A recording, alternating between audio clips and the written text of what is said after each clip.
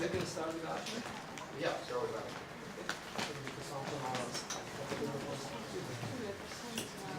Om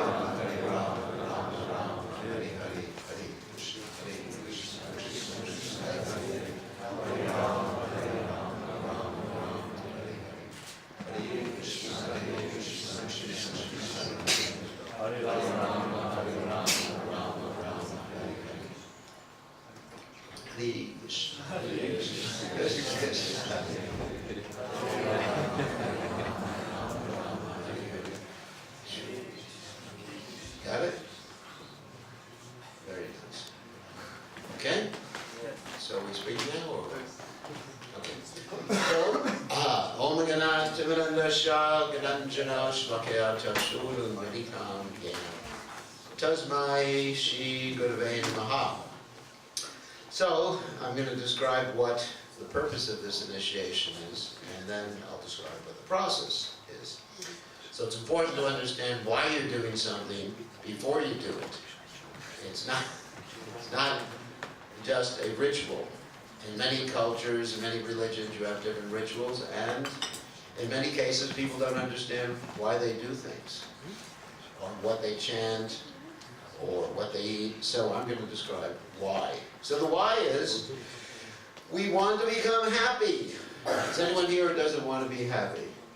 Any miserable people? No, not a single person that wants to be miserable. So, if we want to be happy, we have to realize our happy nature, which is not only a happy nature, but a happy nature is Satchidananda, those are Sanskrit words, which mean we live forever, we have perfect knowledge, and we have amazing ecstasy, happiness, bliss, whatever word you want to use. And the bliss is so intense when one realizes their spiritual nature that our teachers, previous teachers, which are called acharyas, have actually analyzed the different types of happiness that people can have. And I'm going to talk about that. So, there's actually many categories of happiness. In this world, before one takes the spiritual life, there's only like 2 or 3 categories of happiness. Little happy, a little more happy, very happy, and temporary happy. So, but in spiritual life, we're going to talk about something called bhavas. Bhavas means emotions, because emotions are what determine whether you're happy or sad, or angry, or whatever. So, there's different categories, and I'm going to give some Sanskrit words. One category is called a vibhava. That means the thing that excites you. Not the emotion precisely, but the thing that makes you emotional. For example, for some of you, a soccer game makes you emotional. Right? Is that right? And for other people, a movie makes you emotional. For another person, they see their mother, they become emotional, right? Another person, they may see their girlfriend or boyfriend, and then they become emotional. So this is what you see that makes you emotional is called vibhava. So in this world, and spiritually, that concept applies. So spiritually, what makes you emotional is understanding your spiritual nature and understanding the nature of the Supreme Personality of Godhead Krishna, who is called Bhagawan because he's full of all attractive features. He's most famous, most beautiful, or handsome in that case. He's most strong. He's most intelligent. So when you think of him, that excites you because he's the most attractive, right? So that's called a vibhava. Then after you get excited by spiritual life, understanding your spiritual nature, understanding the goal of spiritual life, understanding your relationship with the Supreme Krishna, then you get something called the anubhav, which means a voluntary, ecstatic, happy expression, like dancing, rolling on the ground. And sometimes people who are in spiritual life are so ecstatic that people who are not in spiritual life think they're crazy. But they're so happy. When you become happy, you act in ways that are normal or abnormal. Materialists would consider to be crazy. But that's because you're happy.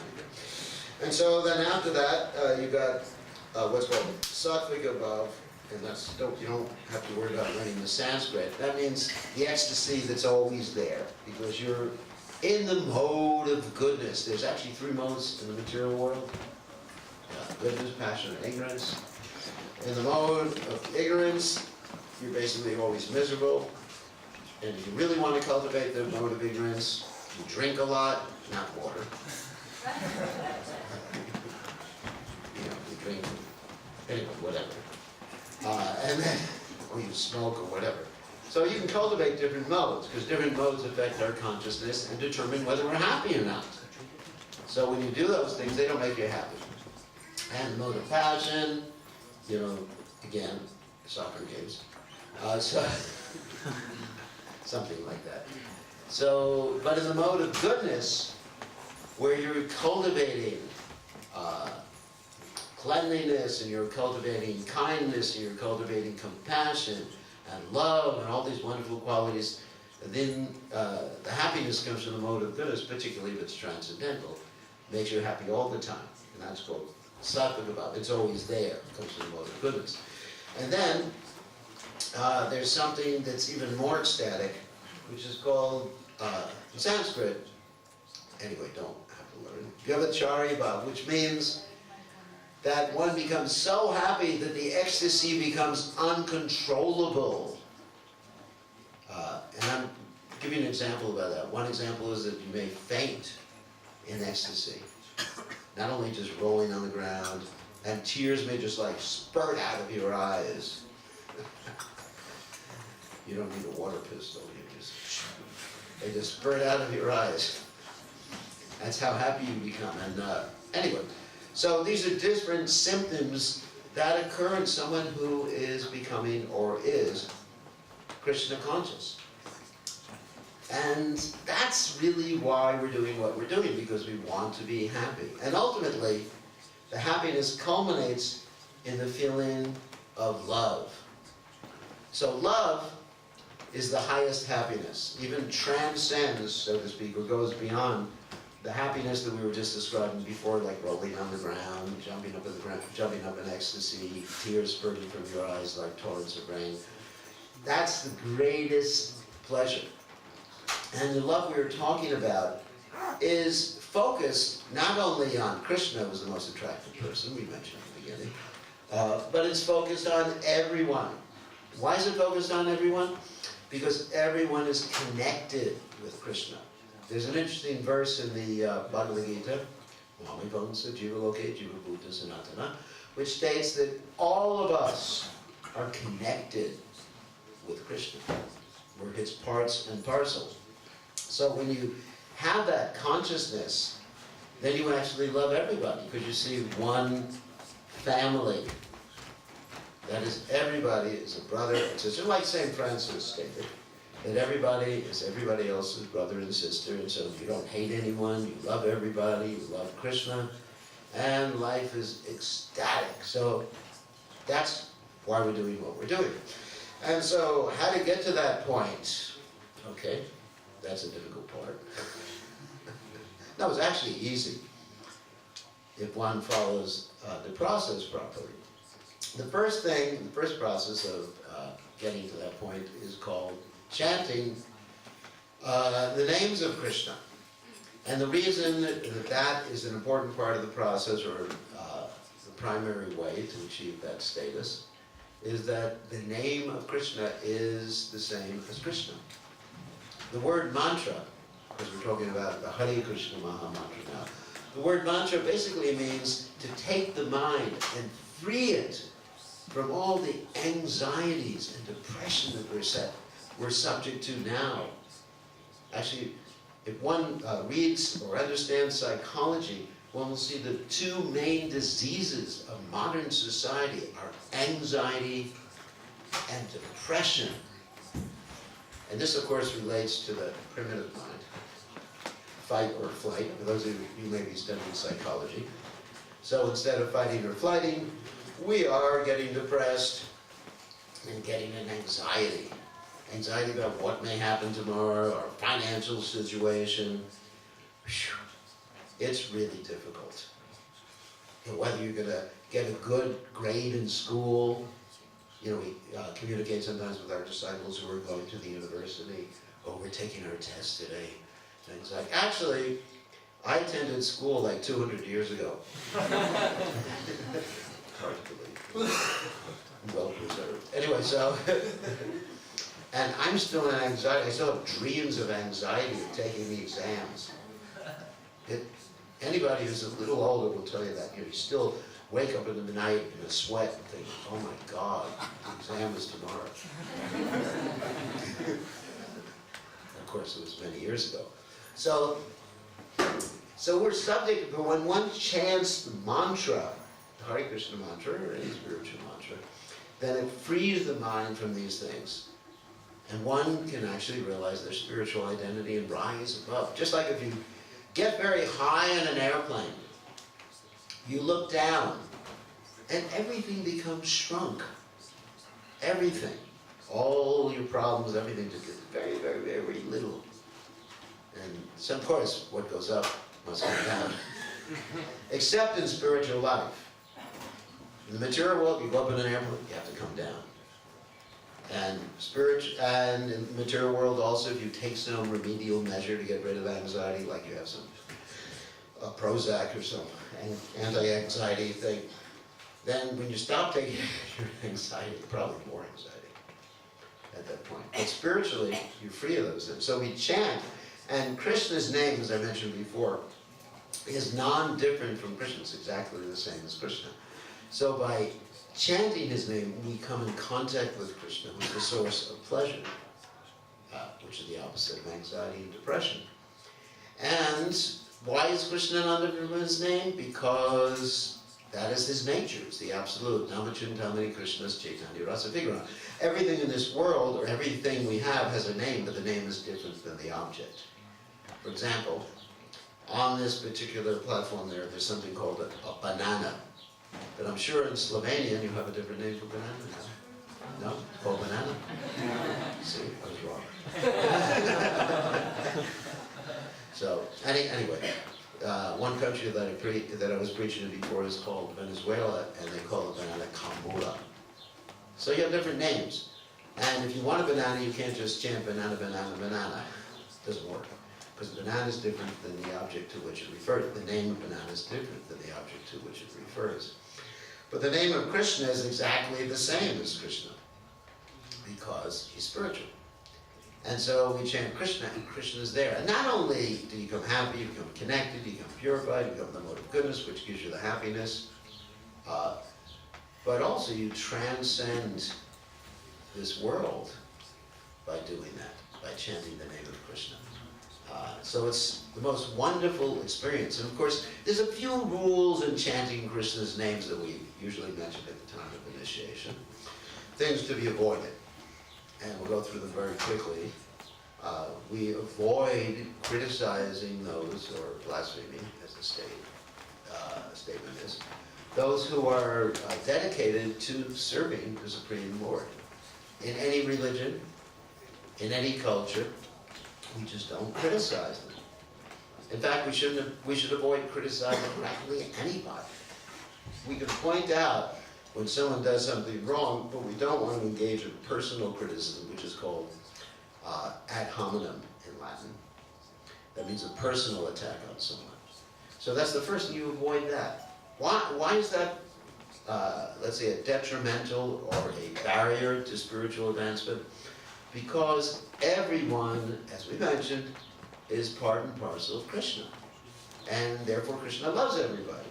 And if you mistreat anybody, Krishna may get a little angry with you. Just like you have a brother or a sister, and you, let's say, don't treat them properly, your parents get angry, don't they? You say, treat your brother nicely.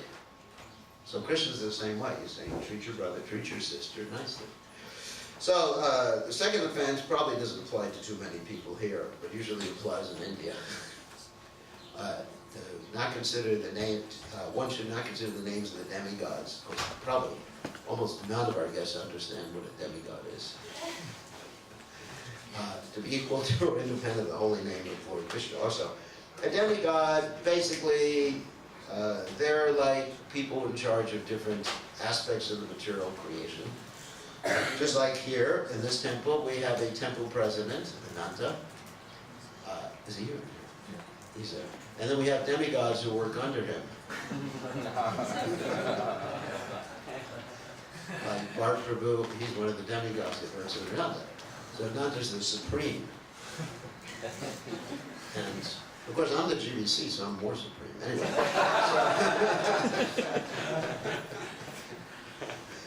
And above me, GBC body, above me is Prabhupada, above me is God. Anyway, so you get the idea. So demigod means someone who works under God, or works under Krishna. So, of course, we're not from India, so we don't really have that problem. Considering names of demigods, people who are independent of the holy name avoid Vishnu. And the next thing to be avoided is to disobey the order of the spiritual master. The spiritual master is the spiritual guide, the spiritual teacher, and the spiritual master is not supposed to be followed blindly either. So when we talk about order, we're talking about instruction, spiritual instruction. The spiritual master doesn't run someone's life. It's not a cult here that we tell you who you should get married to, how much you should eat, what other things? What school you should go to, what clothes you should wear today, what colored clothes you should wear today, what jewelry the lady should wear. I mean, that's not the spiritual master's position. Or what stocks you should invest in. Because if you give the wrong advice and you lose your money, you're in trouble. Especially if you invest in cryptocurrency. You know what that is? So, anyway, so the spiritual master gives spiritual advice, not blind following, the right to say, you know, what does this mean? What is the purpose of that particular advice? The next thing to avoid is to criticize any literatures that deal in a bona fide manner with spirituality.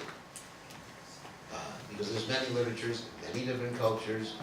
We are not sectarian, although we have a certain culture, like we're dressed in this particular way, which is optional, in case you haven't figured that out.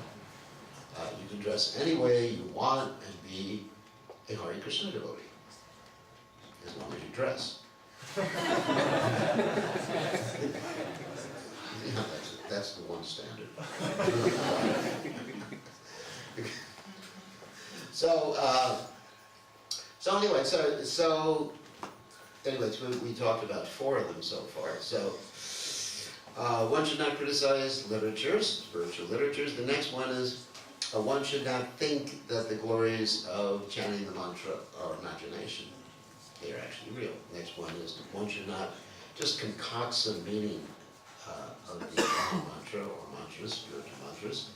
The next one is one should not do what we call vikarmas and think that the mantra will save you from it. What do I mean by vikarmas? Things that go against or bring you down to a lower mode of nature, or things that have a reaction, a negative reaction. Because in this world, there's one of the laws of nature, which is for every action there is an equal and opposite reaction. You know, we studied that in science when I was in elementary school. So on the subtle or spirit, at the subtle level, there's the law of karma that everything you do has a reaction to it. If you're good, let's say you help a lot of old ladies cross streets, which is probably a pretty good idea, then you'll get a good reaction. You may win the lottery or something like that. Not that you should invest in the lottery, but... So there's certain things that you avoid that really give bad karma. And those things are like intoxication, because it puts you in an illusion within an illusion in the mode of ignorance. Or, another thing is eating meat, fish, or eggs. Because, as I said, as you sow, you shall reap. For every action, there's an equal and opposite reaction. So if you eat or something that used to move, until you stopped it from moving, or you paid someone to stop it from moving. You could say, well, I didn't stop it from moving, I just went to the supermarket. But you paid, and the money was eventually went to someone who was a butcher, a killer. In Spanish, a butcher is called matadero, which means a killer. So you're paying for someone to kill someone else. Who is your brother? As we mentioned before, all living entities, whether they're human beings, animals, whatever, are all brothers and sisters to us. And so we should be careful about that. So that's bad karma. We don't like bad karma because the karmic reaction for killing is you have to be killed. Like if you, let's say, you like fish a lot. I'm not going to ask who likes fish. So let's say you like fish. And tonight you're eating fish for dinner. We're not going to have any here today. Then next life you're going to learn how to swim really nicely. They'll be arranged, you'll get some nice fins, some gills, so you can breathe underwater, you won't need a scuba tank. Fantastic. So, therefore, one should avoid certain activities like, I said, nuttification, eat fish or eggs, gambling, because that also puts one in lower mode of nature, and illicit sex, that means sex outside of marriage. So, if you avoid these things and you go on chanting, then you're going to get a lot of spiritual upliftment. I mean, there is a process. Spiritual life means there's a scientific way to execute spiritual life. Just like doing anything in this world, whether it's science, chemistry, there's a specific way to do it. A specific way to put together a car, to put together any mechanism, so spiritual life also has a specific process to execute. So, anyway, so the next offense is to think that what we're doing, the chanting, this fire sacrifice, or whatever we do within Krishna consciousness is a ritual. Because the problem with rituals is they disconnect you from the purpose. You understand? You forget why you're doing what you're doing. And when you forget what you're doing, you're not doing it with your heart. And Krishna consciousness is meant to be executed with the heart. Not that you just put your body on automatic pilot. Just like nowadays they have these cars, self-driving cars. You've heard about them before? So there was someone who was driving, or he wasn't driving, a self-driving car, and he put it on automatic pilot and he was playing video games at the same time. And he died. And that's quite dangerous. So you don't want to put your spiritual life on self-driving because spiritual life is executed with the heart. Remember that. So that's what the detriment or the offense on chanting, we call it, ritualistic chanting. Consider the chanting of Hare Krishna to be one of the rituals prescribed in Vedic literatures or other literatures like that. And the next offense to be avoided, or the next problem one should avoid, let's not talk about offense, that's a heavy word. The next problem one should avoid is instructing people who may misuse spiritual knowledge or criticize spiritual knowledge, or if they get that spiritual knowledge, it may disturb their mind so much they may not be interested in spiritual knowledge. So everything has to be explained appropriately. Just like if you go to the university, you have to take certain courses before you can come to a higher level. Like if I start to explain multi-dimensional calculus in kindergarten to kids, they'll probably become so traumatized they'll never want to take up mathematics again another day in their life, right? So you have to be careful what you explain to people. And then also, one has to be careful of maintaining material attachments. What that means is, as you're progressing in spiritual life, sometimes you got to let things go, like your anxiety, your depression. It's not hard. Because things are causing your attachments. Things are causing your distress in this world. There's actually things that you're attached to that cause distress. I mean, for example, like here's one thing that could cause me distress. I'll give you a personal example. I'm getting old. And you look in the mirror and say, oh my God, who's that old guy looking back at you? I say, oh. So if I'm really attached, because the soul always feels young, right? If I don't look in the mirror, I feel like I'm 22. But when I look in the mirror, you get depressed.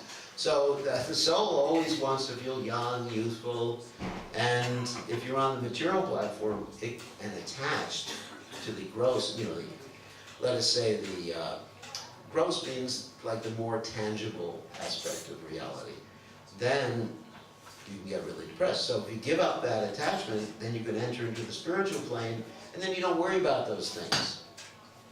You just stop worrying so much. And then you don't have anxiety or depression anymore. So one should try to give up those things, not maintain attachments. And finally, it's one should be attentive while they're chanting. Attentive means to give your heart, while you're chanting, you should be thinking of what you're doing while you're doing, and then you'll make more and more spiritual advancement. Then, so those are the things to be avoided, and the positive things can be understood by studying Lord Chaitanya Mahaprabhu's teachings. Lord Chaitanya Mahaprabhu is Krishna himself, who appeared 500 years ago, and he taught us how to execute devotional service. He wanted to become a devotee, because it's so nice to be a devotee of Krishna that God became a devotee. That's pretty cool, isn't it? Normally you think that being God is, wow, it's great. You get whatever you want, whenever you want, from whoever you want, and nobody could argue with you or they get killed. Wouldn't that be nice? I mean, to be God, I mean, it is nice, of course, not one of the things I want to do. But it's nicer to be a devotee of God because you get to exchange loving, what we call mellows or relationship with God. There's different relationships that one can have in the spiritual plane. Just like in this world, we have all these relationships, which tend to be a little temporary. Just like the other day, one of my disciples contacted me that her dog passed away, so I had to send her my condolences, take the ashes to the Ganges, do a whole ceremony for her dog. Anyway, so we should love the dog, obviously, but when you have a relationship with the eternal person, then there's no taking it away. It's not, you don't lose it at any point. It's pretty nice. So it's better to have that relationship. And there's different, wait a second, let me talk about different types of relationships we can have. You can have, just like relationships in this world, you can have a relationship of just adoring Krishna. Oh, how nice he is. And you can have a relationship of serving Krishna. Oh, how nice it is to serve Krishna. You can have a relationship to become Krishna's buddy. You can put your arm around God and say, how are you doing, buddy? You can punch him in the shoulder if you want. That's pretty nice, isn't it? I mean, who's a better buddy than Krishna?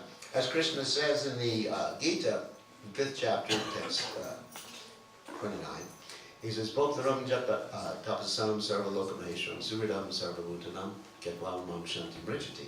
That if you really want to be peaceful and happy, you understand that Krishna is the best friend, suridam sarva bhutanam. He's your best buddy. So, and then you can have a relationship with Krishna if you like, as your child. That's a really strong relationship. Like you say, the mother and father's relationship with the kid is just like incredibly strong. They would give their lives for the sake of their children.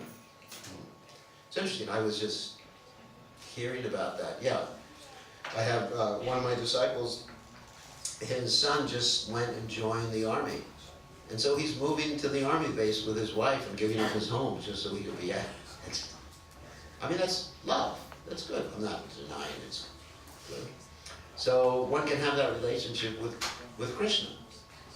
And then one can also have a relationship of what we call conjugal love, where one becomes Krishna's like deep, intimate lover. And so that's Krishna consciousness. So God himself wants to enjoy the relationship with himself. So because he's so attractive. I don't know if any of you have ever heard of this person called Narcissus. No? Narcissus. You ever heard of him? Yeah, it's a very interesting story. That he was, his girlfriend was named Echo. Anyway, this is Greek mythology. It's not true, but it's just a story.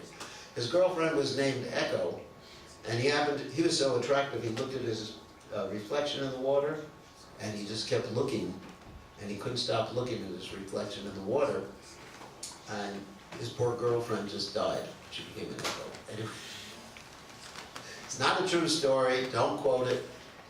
It's from Greek mythology. But Krishna, of course his girlfriends don't die, but Krishna looks at himself and he thinks, what an attractive person. So in order to enjoy his own beauty, his own attractiveness, in order to appreciate a relationship with himself, what does he do? He appears as a devotee. And that is Hare Krishna. Wow, welcome. So Krishna appears as a devotee in that street. Here he is. Wow. That's pretty interesting. We talk about someone that he appears. So that's Lord Chaitanya in the middle there. And of course Lord Chaitanya appears with his associates, Lord Nityananda, Acharya, Gadadhar Pandit Goswami, and finally Srivas Thakur. So in order to enjoy, as I said, he appears like a devotee, and when he appears like a devotee, he has a secondary purpose, which is to teach us how to be a devotee. Because when God becomes a devotee of himself, he's a perfect devotee, better than us. So therefore, he has elaborated on the practices and principles of becoming a devotee, and specifically there's 8 prayers or poems that describe these principles, and they're called, this poem is called the Shikshashtaka. So someone should study the Shikshashtaka in order to understand how to chant with the proper mode. And of course one of the verses in the Shikshashtaka, which is I usually recite at the time of initiation, is the verse Ayananda Tanujakinkaram Patitam Mam Vishame Bhavam Mudo Kripaya Tava Padapankaja Sita Duli Sadra Sampachintaya. O son of Nanda Maharaj, that's Krishna. I'm your eternal servant, but somehow or other I've fallen into this world of anxiety. That's called Kunta in Sanskrit. Kunta. The spiritual world is called Vaikuntha, no anxiety. So somehow or other I fall into this horrible ocean of anxiety and depression. Somehow or other fix me up as one of the atoms at your lotus feet. Take me away. Save me. Isn't it? If you understand you're drowning, you'll always be crying out, save me, save me. And of course Krishna also sends down life preservers to save us as we're drowning. And those are the devotees of Krishna. We have in our society founder Acharya, His Divine Grace A.C. Bhaktivedanta Swami Prabhupada, who is what we call an avatar. That means he came down. You've all seen the movie Avatar? Yeah. So, but that's different. That's not what an avatar. The word avatar means to cross down, to come down. So Prabhupada has come down to this world being sent by Krishna as Krishna's life preserver. You know, Krishna's throne is his life preserver. To get out of this world, we should just say, Krishna, save me. Hare Krishna, Hare Krishna, Krishna Krishna, Hare Hare, Hare Rama, Hare Rama, Rama Rama, Hare Hare. And by proper chanting, we can go back to the spiritual world and enjoy forever. So that's the process of Krishna consciousness, and those who are taking initiation will be making certain promises to follow these principles, which I mentioned before: no meat, fish, eggs, no intoxication, no illicit sex, no gambling, and to chant a minimum number of rounds a day, which in our society is 16 rounds. A round means that we have these beads, and each strand of beads has 108 beads on it, a strand. And so to go around once is a round, and in each bead you go Hare Krishna, Hare Krishna, Krishna Krishna, Hare Hare, Hare Rama, Rama Rama, Rama Hare Hare. And depending on the speed that you chant, it can take anywhere from 5 minutes to an hour to chant around. But we usually advise about 7 minutes chanting around. And you can finish them in 2 hours, and when you finish them, you feel so good, and you have no anxiety, and you're ready to conquer the world. Isn't it? Would you like to be able to conquer the world, transcend the world, be happy forever? So that's what we're offering. It's a very simple process. And you can continue doing your whatever you're doing in life, as long as you're not a butcher. Continue with your own lifestyle. You don't have to move in the temple. You don't have to shave your head. That was the hardest thing for me. Because that was from the 1960s, and I had long hair, long beard. And so you don't have to do those things. You just chant, follow these simple processes, and I guarantee you'll be happy. Okay, so now we'll proceed with the name-giving and promise-taking section of the initiation. It's all right? And everyone who gets initiated gets a set of Hare Krishna beads. These are the beads. These are actually made of a special wood, which is called tulsi. She's a sacred plant in India, and she is an incarnation of a great devotee of Krishna. So, we have two devotees taking initiation. So, ladies first. Lisa, so first you go and offer obeisances to Panchatatva. Okay? You know how to offer obeisances? Yeah, Panchatatva. You get up and offer obeisances to Panchatatva, and I guess it's hard to go all the way back to the end. She can do that? Okay.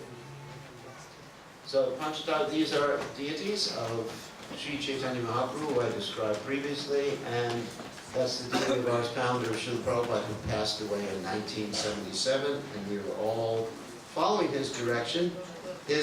The information he has given us has come down in disciplic succession. He has not invented anything.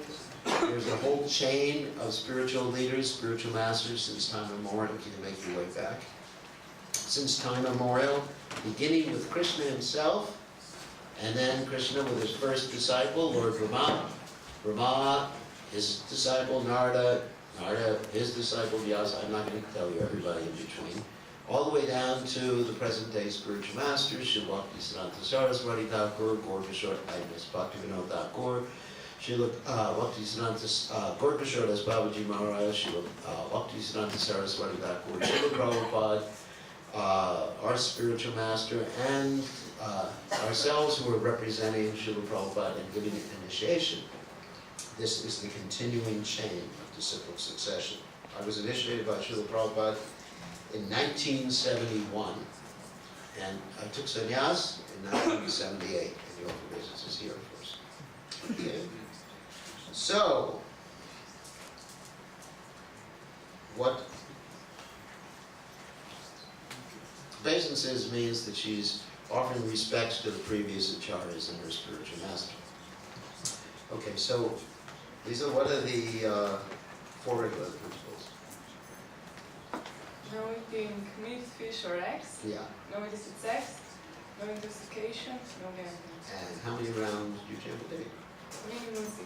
Minimum 16. Okay. And on Ekadasi, it's good to try to chant more if you have time.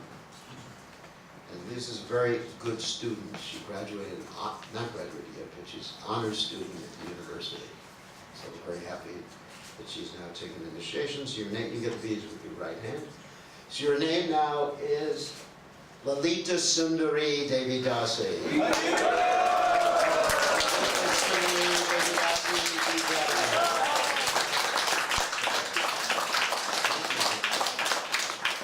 So, next victim, Pete.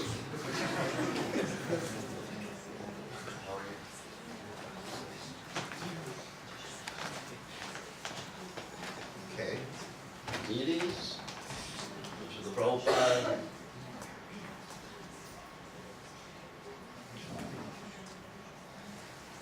The offering of obeisances is a sign of humility. It's very difficult to be humble nowadays. But when one's humble in regard to someone like Krishna, God who is Supreme Personality of God, then it's very easy. Or to someone like Srila Prabhupada.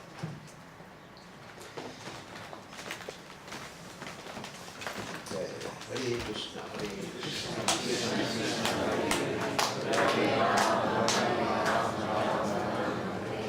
And also, when they take initiation, they make their promises.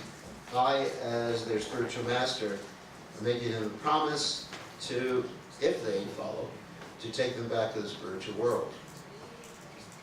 And if they don't make it in this lifetime, I got to come back and find them again. Or send someone. I got an option.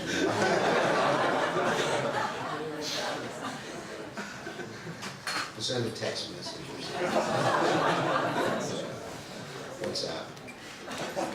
It's all right.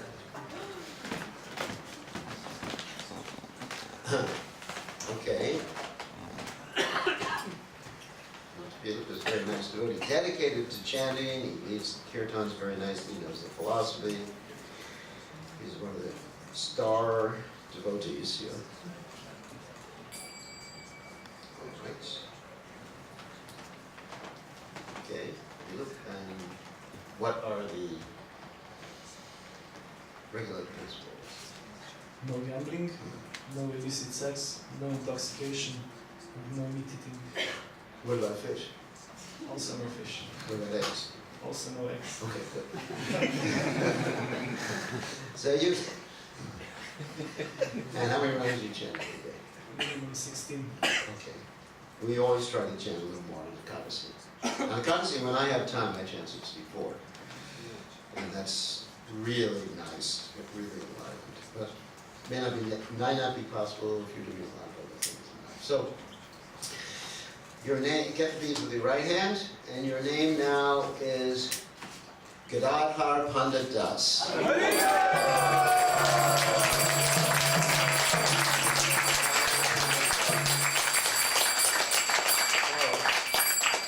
Gadadhar Pandit, in Chaitanya's pastime, Lord Chaitanya's pastime, a little over 500 years ago, he is an incarnation of Srimati Radharani, who assisted Lord Chaitanya, and the deity of Gadadhar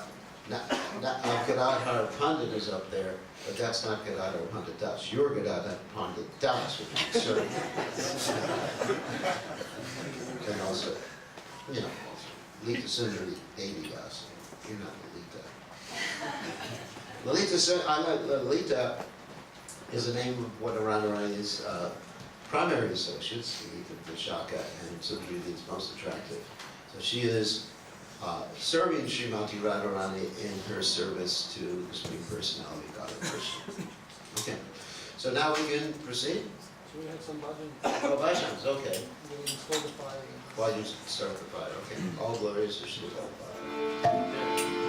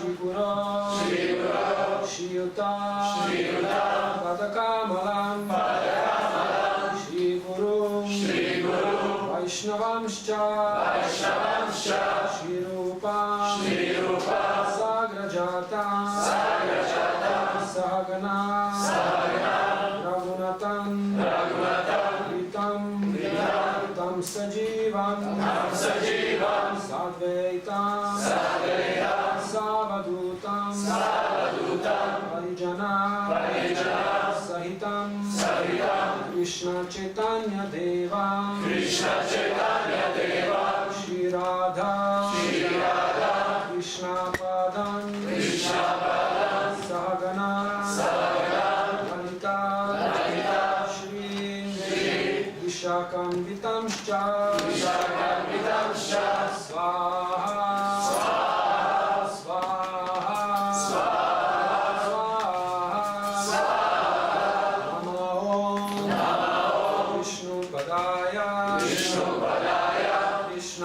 Krishna Prishaya Bhutale Srimate Krishna Das Goswami Iti Namine Namo Hamsani Kashaya Prabhupada Vyayate Sudridha Nishtavyam Tasya Vakyanuvadine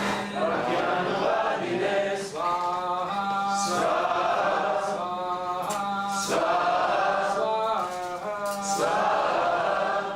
Namo Vishnu Padaya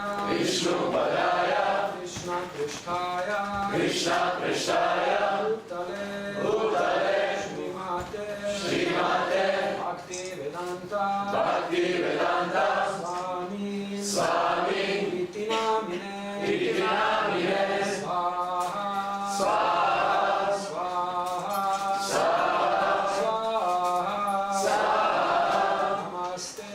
Namaste Saraswati Deve Gauravani Pracharine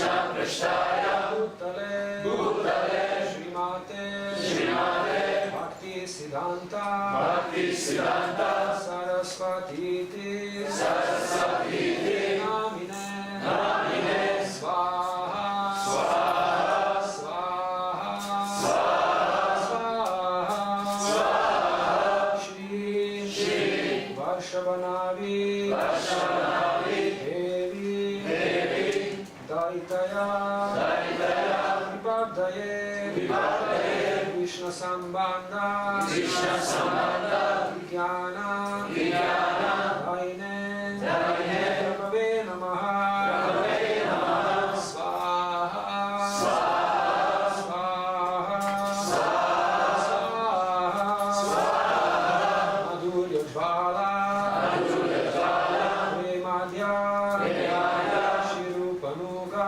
Shri Rupanuga Bhaktida Bhaktida Shri Gaura Shri Gaura Karuna Shakti Karuna Shakti Vigrahaya Vigrahaya Namostute Namostute Swaha Swaha Swaha Swaha Swaha Namaste Namaste Gauravani Gauravani Shrimurtaye Shrimurtaye Vinatarine Vinatarine Rupanuga Rupanuga Viruddha Viruddha Apasidanta Apasidanta Manta Manta Harine Harine Swaha Swaha Swaha Swaha Namo Gaurakishwaraya Gaurakishwaraya Sakshat Vairagya Sakshat Vairagya Murtaye Vipralamba Vipralamba Rasambodhe Rasambodhe Ambujaya Ambujaya Te Namaha Te Namaha Swaha Swaha Swaha Namo Bhakti-vinodaya Bhakti-vinodaya Sachitananda Sachitananda Namine Gaura Shakti Gaura Shakti Svarupaya Svarupaya Rupanuga Rupanuga Parayate Parayate Swaha Swaha Swaha Gaura Vibhava Gaura Vibhava Umesvam Umesvam Nirdeshta Nirdeshta Sajana Priya Sajana Priya Vaishnava Vaishnava Sarvabhauma Sarvabhauma Shri Jagannathaya Shri Jagannathaya Te Namaha Te Namaha Swaha Swaha Swaha Swaha Panchakalpa Panchakalpa Tarubhyascha Tarubhyascha Kripa Kripa Sindhubhya Sindhubhya Evacha Evacha Patitana Patitana Pavanebhyo Pavanebhyo Vaishnavebhyo Vaishnavebhyo Namo Namaha Namo Namaha Swaha Swaha Swaha Swaha Swaha Namo Namo Mahapradanyaya Paradanyaya Krishna Prema Krishna Prema Pradayate Pradayate Krishnaya Krishnaya Krishna Chaitanya Krishna Chaitanya Namne Namne Gauratvishe Gauratvishe Namaha Namaha Swaha Swaha Swaha Swaha Swaha Pancha Pancha Tattvatmakam Tattvatmakam Krishnam Krishnam Bhaktarupa Bhaktarupa Swarupakam Swarupakam Bhaktavataram Bhaktavatara Bhaktakyam Bhaktakyam Namami Namami Bhaktashaktikam Bhaktashaktikam Swaha Swaha Swaha Swaha Swaha Hey Krishna Hey Krishna Karuna Sindhu Karuna Sindhu Dinabandho Dinabandho Jagatpate Jagatpate Kanta, Radha Kanta, Namostute, Swaha, Swaha, Jayatam, Surato, Mango, Mamamandha, Tergati, Matsarvasva, Padambujo, Radha, Madana Mohana, Swaha, Swaha, Divya, Vrindaranya, Kalpadrumadha, Srimad, Ratnagara, Simhasanasto, Shishirada, Shila Govinda Deva, Ishtalivi, Sevyamana, Smarami, Swaha,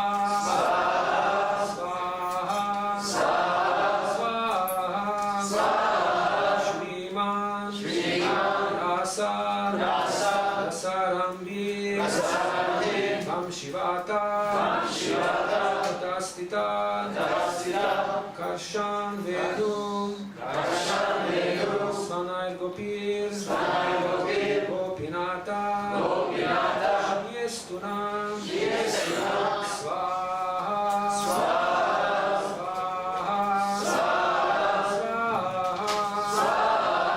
Tapta Kanchana, Gaurangi, Radhe, Vrindavaneshwari,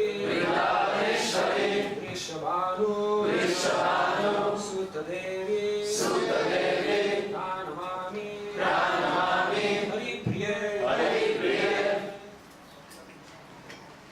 Swaha, Swaha,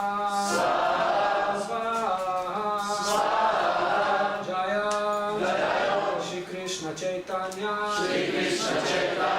Prabhu, Nityananda, Shri Advaita, Radha, Shivasadi, Gaura, Bhaktavrinda, Swaha,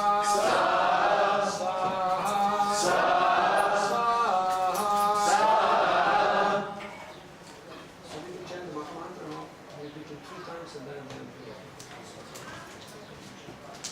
Hare Krishna, Hare Krishna, Krishna Krishna, Hare Hare Rama, Hare Rama, Rama Hare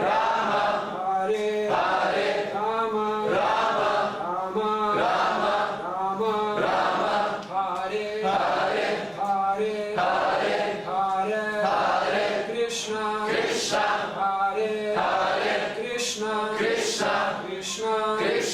Krishna, Krishna Hare Rama, Hare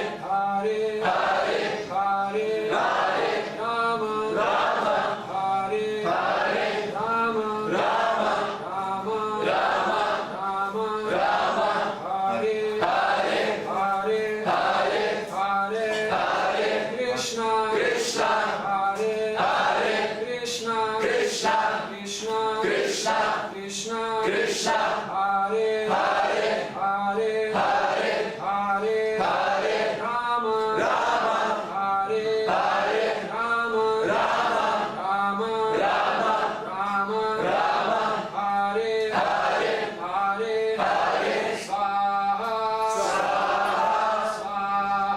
Swaha. Okay, so we'll stand up and knock with the bananas. Banana.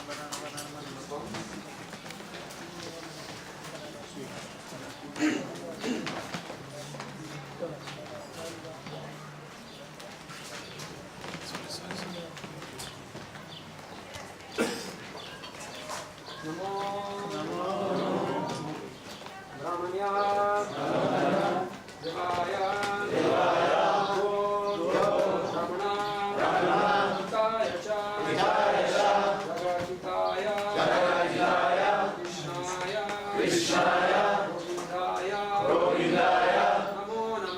Namo Namah. Swaha. Okay, now we will Kirtan. Kirtan.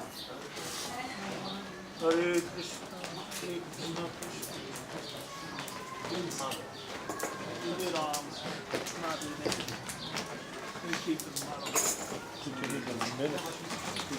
Hare Krishna,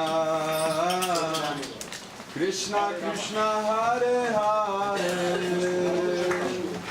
Hare Rama,